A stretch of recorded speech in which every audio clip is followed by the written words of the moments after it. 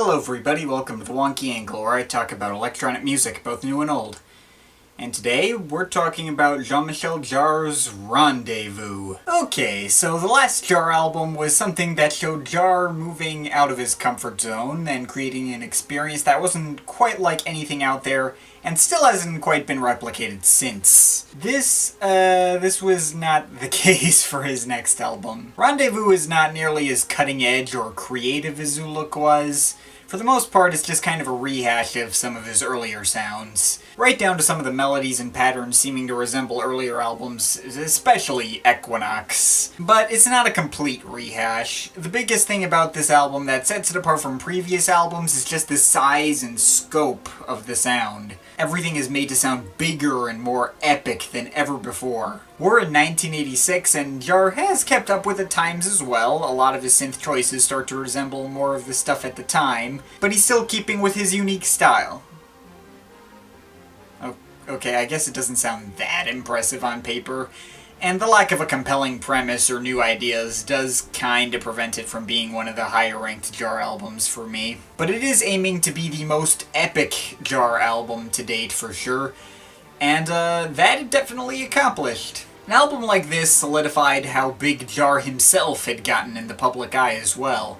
It's an album that really showed him to be the big superstar who would go on to have concerts with world record audience attendance. In fact, the concert that coincided with this album, Rendezvous Houston, was a world record breaking concert in question, with an audience of 1.3 million people. Despite the lack of new ideas, this is an album that just feels monumental, and the sheer largeness of its sound is what helps it apart from the other Jarre albums. Then I think this album is a space theme as well, like Rendezvous is in contact from Earth to space, as in the kind of thing that it's larger than life but more literally, like everything being looked at from the scale of the entire planet. And I think it's a cool idea. Oh, and the album was even nominated for the first ever Grammy in New Age Music in 1987. Shame it didn't win. What did it lose to, anyway? Oh. Okay, fair enough. Actually, good thing it didn't win. Down to the Moon is far more deserving of the accolades. So, okay, individual tracks. This is another one of those albums that doesn't really have proper track titles, though I think Rendezvous justified it better than, say, Magnetic Fields. So, 6 tracks here. First Rendezvous is a pretty low-key but dramatic opener. Gets you anticipating of what's to come, but isn't a major standout in its own right that much. But the album really starts to show its true colors in second Rendezvous, a nearly 11-minute 4-movement piece, which just builds on layers upon layers of these big Baroque-inspired synths, creating a super grand and orchestral vibe. It's the point at which this album really starts to show its scope and ambition. The 4 movements aren't really that different from each other, especially the first 2, which the only way I can tell them apart from each other is I think there's like a short pause that happens about 10 seconds into part 2. Part 3's of second Rendezvous is the only part that really seems to stand out from the rest of the piece, being a bit more rhythmic and more like something from Magnetic Fields. But part 4 goes back to where we started and also has a full choir.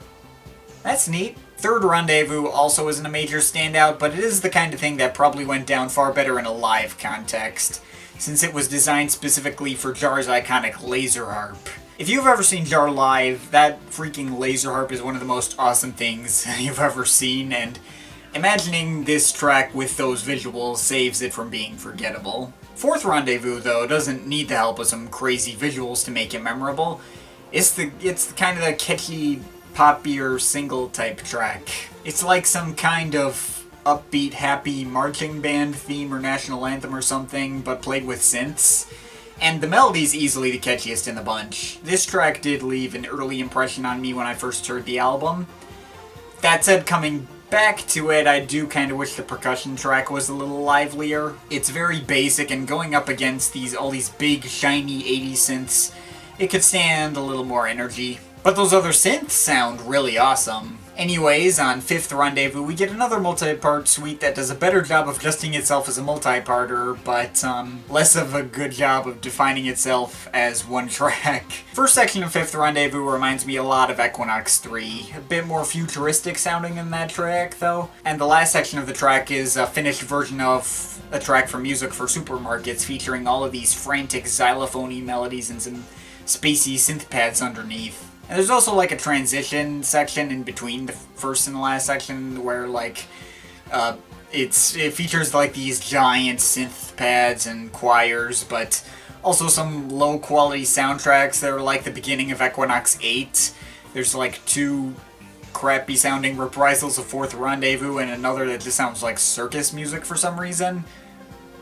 It's definitely interesting, at least. And also at some point in this track, I'm told that Jarre's then 9-year-old son David played a keyboard part, but I can't actually identify when in the track that is.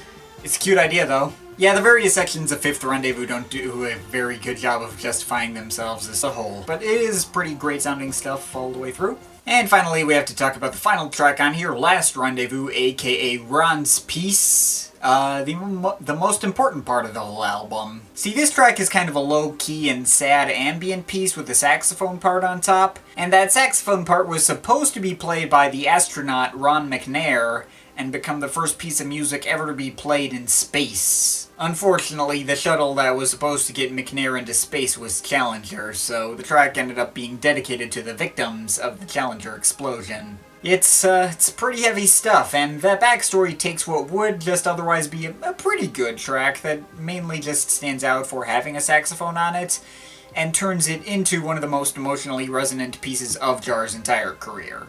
So on that pleasant note, what do I think about Rendezvous as a whole? I still don't think it's a huge favorite in the Jarre catalog, mainly due to its not being that original or out of the box for him.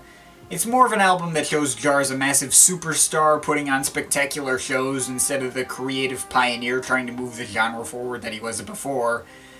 But the album, if nothing else, is certainly spectacular. The kind of thing that can make you feel like you're looking down on Earth from space and realizing how insignificant we all seem to be in the big scheme of things, but also how significant it is that humans have been able to actually look down on Earth from space in the first place. Personally, I'm glad this guy who broke the world record for concert attendance multiple times is a guy who just makes straightforward electronic music like this, and isn't some schlocky pop star. Yeah, the album's not his most interesting, but it's too engaging a listen for me to fully write it off, so I guess I would say it's a 7.7 out of 10. But of course, it is just my opinion. You can feel free to disagree with it, but I'd like to hear your thoughts, so leave the comments in the comment thing down there. Shout out to my Patreon supporters. They're awesome people. If you want to add yourself to that list or make me review something, a link to my Patreon is in the description. But yeah, that's pretty much it. That's all for today. See you next time.